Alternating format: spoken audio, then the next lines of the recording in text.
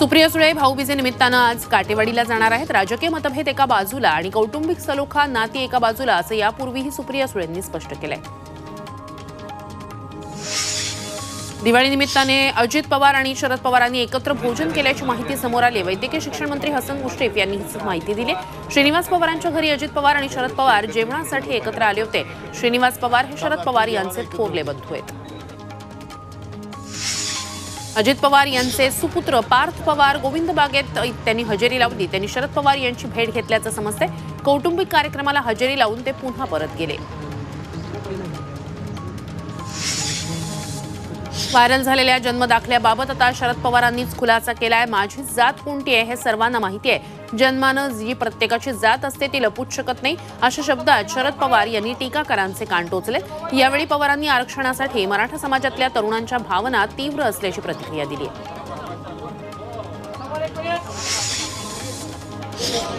भाजप आमदार प्रवीण दरेकर यांनी शरद पवारांवर निशाणा साधलाय। 40-50 वर्ष शरद पवारांनी जातीपातीत भिंती उभारून राजकारण केलं, अशी टीका दरेकरांनी केली। जन्मानं जी प्रत्येकाची जात असते ती लपू शकत नाही, असं शरद पवारांनी म्हटलं होतं आणि त्यावरूनच दरेकरांनी टीका केली।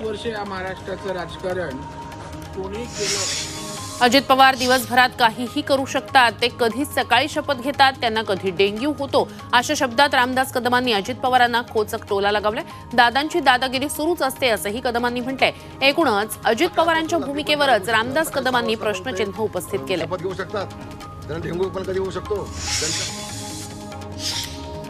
महाराष्ट्राच्या कॅबिनेटमध्ये गँगवॉर सुरू आहे असा आरोप संजय राऊत यांनी केलाय। राज्य सरकारवर टीका करताना त्यांनी हे वक्तव्य केले। तर 31 डिसेंबर नंतर हा गँगवॉर वाढत जाणार असंही ते म्हणाले।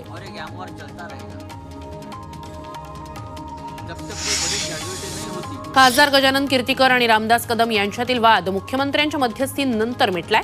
आमच्यात कोणताही वाद नाहीये, जे काही होतंय ते केवळ राजकीय फटाके होते। गजानन कीर्तिकर हेच लोकसभेचे उमेदवार असतील, त्यांना आपला कोणताही विरोध नाही, अशी प्रतिक्रिया रामदास कदम यांनी दिली। गुहागर विधानसभा मतदारसंघासाठी मनसेनं उमेदवारीची तयारी सुरू केलेली आहे। भास्कर जाधव यांना टक्कर देण्यासाठी मनसे सज्ज झाले।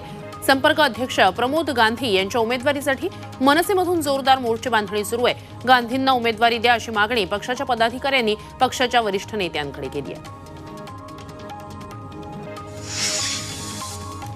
मराठा ओबीसी वादावर जपून भाष्य करा असा सल्ला मुख्यमंत्री एकनाथ शिंदे यांनी दिलाय। आरक्षणावर टोकाची प्रतिक्रिया देऊ नका असं ते म्हणाले। दिवाळी निमित्तानं मुख्यमंत्र्यांना शुभेच्छा देण्यासाठी आमदारांनी वर्षा बंगल्यावर भेट दिली, तेव्हा दिवाळीच्या शुभेच्छा देतानाच मुख्यमंत्र्यांनी मराठा आरक्षणाबाबत वक्तव्य करणं टाळा असा सल्ला दिलाय।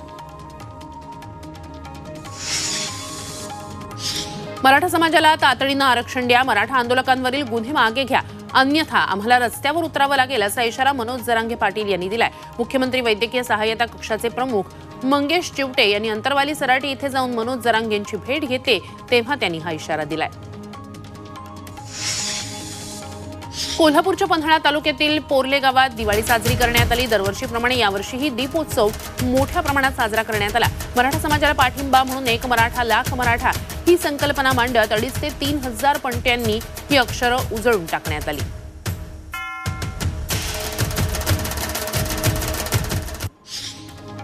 सतरा नोव्हेंबरला जालन्यातल्या अंबडमध्ये ओबीसी मेळावा होणार आहे। त्यासाठी समता परिषदेकडून जोरदार तयारी करण्यात येते। त्याच पार्श्वभूमीवर समता परिषदेकडून संभाजीनगरमध्ये ओबीसी समाजाची बैठक पार पडली। ओबीसींना टार्गेट करणाऱ्यांना उत्तर देणार असा इशारा यावेळी देण्यात आलाय। अहमदनगर जिल्ह्यातील गुहा गावातील मंदिराच्या जमिनीचा वाद आणि पुजाऱ्यांना झालेल्या मारहाणीनंतर आता गावकऱ्यांनी बेमुदत बंदची हाक दिली। पुजाऱ्यांच्या फिर्यादीवरून 62 जणांविरोधात गुन्हा दाखल झालाय, तर शेख यांच्या फिर्यादीनंतर मंदिराच्या ट्रस्टींसह 58 जणांवर गुन्हा दाखल झालाय। समृद्धी महामार्गावरील टोलनाका कामगारांनी बंद केलाय। टोलनाक्यावरील कंत्राटी कामगारांनी काम बंद आंदोलन पुकारले। दिवाळीत मानधन न मिळाल्यानंच आंदोलन करण्यात आल्याचं कामगारांचं म्हणणं आहे।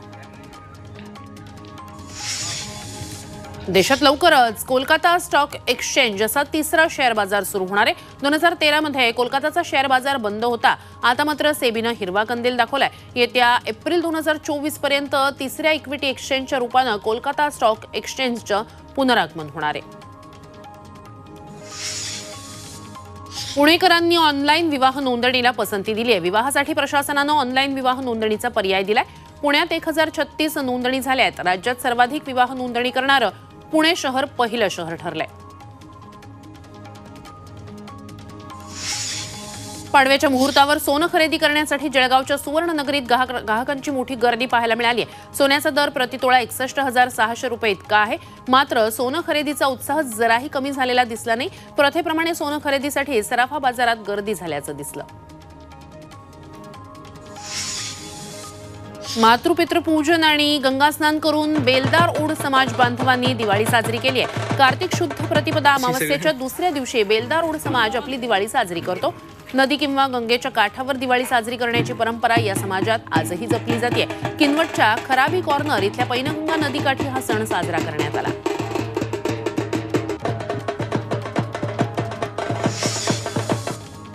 माळशिरस तालुक्यातील रेडे गावात मेंढ्यांचं रिंगण घालण्यात आलं.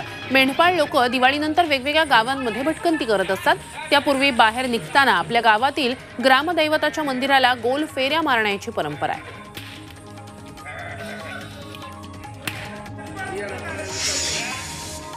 नागपूरकरांनी यंदा जोरदार दिवाळी साजरी केली आहे. गेल्या वर्षीच्या तुलनेत यंदा 50% अधिकची खरेदी नागपूरकरांनी केलेली आहे. नागपूरकरांचा स्वदेशी माल खरेदीकडे कल राहिल्याची माहिती कॉन्फेडरेशन ऑफ ऑल इंडिया ट्रेडर्सनं दिली आहे. यंदाच्या दिवाळीत सोन्या चांदीप्रमाणेच इलेक्ट्रॉनिक बाजारातही जोरदार खरेदी सुरू आहे. ग्राहकांचा कल मोबाईल, टॅबलेट अशा गॅजेट्सकडे वाढतोय. मुंबई आणि परिसरात तब्बल 1000 कोटींच्या गॅजेट्सची खरेदी झाली आहे. दिवाळीनंतर उत्तर प्रदेशच्या बिहार, झारखंड छठ पूजेचा सण या ठिकाणी रंगणार आहे. त्यामुळे मुंबईतून यूपी बिहारला जाण्यासाठी मोठी गर्दी होतीये. 4 महिने आधीच बुकिंग करूनही अनेकांना तिकीट मिळालं नसलं तरीही गावाला जाण्यासाठी प्रवाशांची मोठी गर्दी होतीये. रेल्वे प्रशासनानं विशेष गाड्या दिल्या आहेत. मात्र सर्व गाड्या या फुल आहेत. तमिळनाडूमध्ये बाईक चालवताना फटाके फोडणाऱ्या तरुणाचा व्हिडिओ व्हायरल झालाय. तिरुचिरापल्लीमध्ये धोकादायक पद्धतीने मोटरसायकल चालवणाऱ्या तरुणांवर पोलिसांनी गुन्हा नोंदवलाय. तर 10 जणांना अटकही केलेली आहे. एका चाकावर बाईक चालवत या तरुणानं फटाके फोडण्याचा स्टंट केलाय.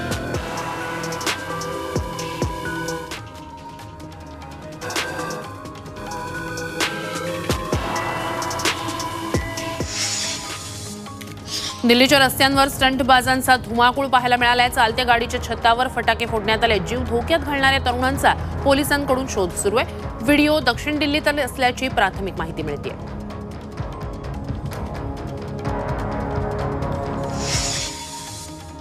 बलिप्रतिपदेच्या दिवशी कल्याणच्या अंधारी भागात बैलांना सजवून पूजा करून त्यांना आगीच्या ज्वाळांवरून पळवलं जातं. असं केल्यास गुरांच्या अंगावरील जंतू नष्ट होतात अशी गावकऱ्यांची धारणा आहे. मात्र अनेक वर्षांपासून ग्रामीण भागातील ही अमानुष प्रथा बंद करण्याची मागणी प्राणीमित्रांनी केली आहे. चंद्रपुरात नेहरू नगर परिसरात नंदी समाजाच्या वतीनं पाडव्याला रेड्यांच्या झुंजीचं आयोजन करण्यात आलं.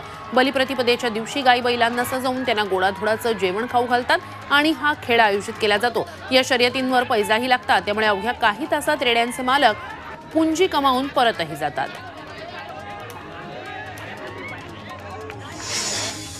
बलिप्रतिपदेच्या निमित्तानं 12 ज्योतिर्लिंगांपैकी एक असलेल्या श्री क्षेत्र भीमाशंकरला शिवलिंग शृंगारानं सजवण्यात आलं. शिवलिंगावर वस्त्र परिधान करून दागदागिन्यांचा शृंगार करण्यात आला. विविध रंगांच्या फुलमाळाही यात वापरण्यात आल्या.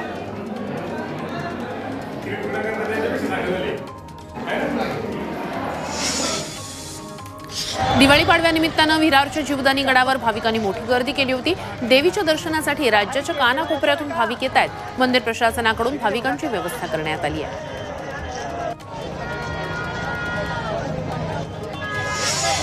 पाडव्यानिमित्तानं येवला शहरातील विविध मंदिरांमध्ये येवलेवासियांनी दर्शनासाठी गर्दी केली.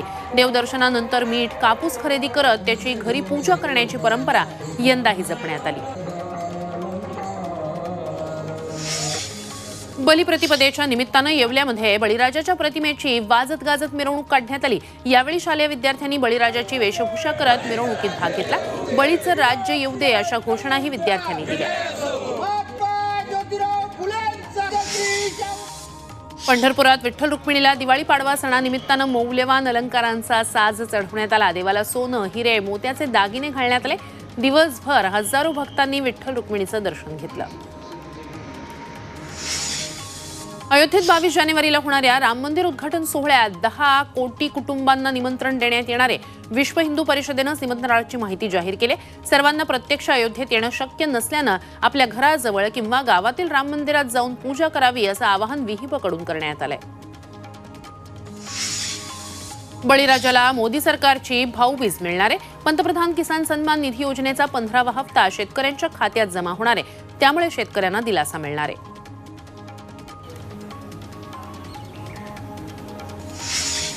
सांगलीच्या कृषी उत्पन्न बाजार समितीमध्ये दिवाळी पाडव्याच्या मुहूर्तावर हळद आणि गुळ सौदे पार पडले. हळद सौद्यामध्ये राजापुरी हळदीला 17,001 रुपयाचा उच्चांकी दर मिळालाय, तर गुळाला 4,500 रुपये क्विंटलचा भाव मिळालाय. पुढील हंगामात हळदीला सोन्याची झळाळी येण्याची शक्यता आहे.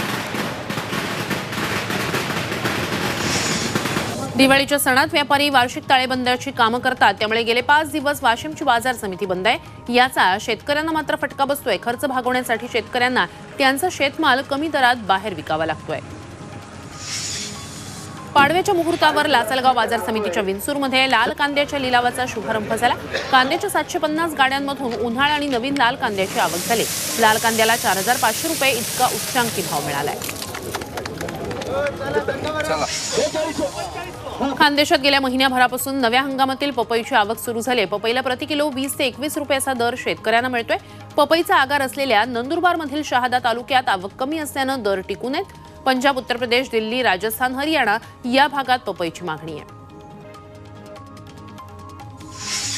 नंदुरबारमध्ये यंदा कांदा पिकाची लागवड झालेली आहे. बाजारात कांद्याची आवक घटली आहे. सध्या कांद्याला 40 ते 50 रुपये किलोचा दर मिळतोय.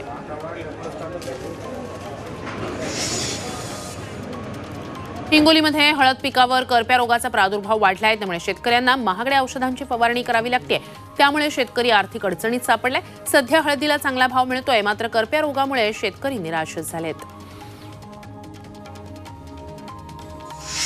अमरावतीमध्ये तूर पिकावर अळीचं संकट ओढवलंय. सध्या तूर पीक फुलोर अवस्थेत आहे, तर काही ठिकाणी शेंगा लागल्यात. या शेंगांना अळी पोखरत असल्यानं शेतकऱ्यांपुढील संकट वाढलंय. पिकं वाचवण्यासाठी महागडी फवारणी केली जाते. पुण्यात इंदापूरच्या निमगावात आंदोलन करण्यात आलं. यावेळी दूध दर गुण नियंत्रण आणि पशुखाद्य गुणवत्ता दर नियंत्रण समितीचं प्रतिकात्मक दहन करण्यात आलं. गायीच्या दुधाला प्रति लिटर 40 रुपये दर देण्याची मागणी यावेळी दूध उत्पादकांनी केली आहे. ऊस दराच्या मागणीसाठी स्वाभिमानी शेतकरी संघटनेनं आक्रमक पवित्रा घेतलाय. सांगली जिल्ह्यात ऊसाची वाहतूक रोखून धरण्यात आली होती. स्वाभिमानी शेतकरी संघटनेच्या कार्यकर्त्यांनी ऊसानं भरलेले जवळपास 400 ते 500 ट्रॅक्टर अडवून धरले होते.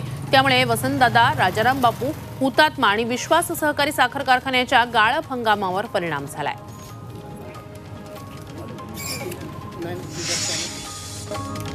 सोलापुरातील सांगोल्याच्या द्राक्ष उत्पादक शेतकऱ्यांना नुकसान भरपाई देण्याची मागणी सरकारकडे करणार असं खासदार रणजितसिंह नाईक निंबाळकर यांनी सांगितलंय. द्राक्ष बागांना अवकाळी पावसामुळे मोठा फटका बसलाय, मात्र खासदार निंबाळकरांच्या आश्वासनानंतर शेतकऱ्यांना मोठा दिलासा मिळालाय. विदर्भातील ताडोबा अंधारी व्याघ्र प्रकल्पात जंगल सफारीला पर्यटकांची पसंती मिळते. जंगल सफारीसाठी दिवाळीच नाही तर पर्यटकांनी नाताळपर्यंतचं बुकिंग करून ठेवलेलं आहे. 30 नोव्हेंबरपर्यंत 100% बुकिंग पूर्ण झालंय. सिंधुदुर्गात कुपोषणाचा विळखा वाढतोय. गेल्या वर्षीच्या तुलनेत यंदा कुपोषित बालकांच्या संख्येत भर पडली. जिल्ह्यात कुपोषित बालकांसाठी विविध उपाययोजना राबवल्या जात आहेत, तरीही यंदा 90 नव्या कुपोषित बालकांची भर पडली आहे.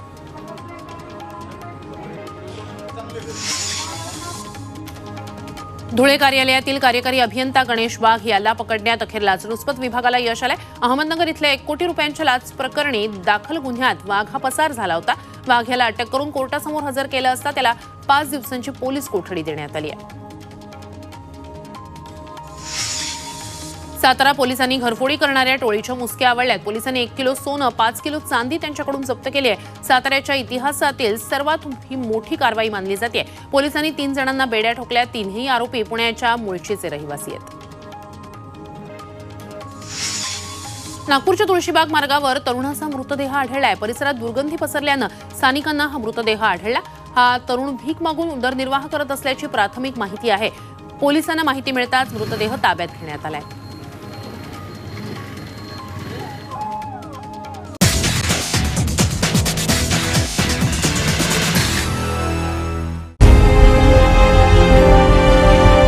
विकासाचा ध्यास म्हणजे झी 24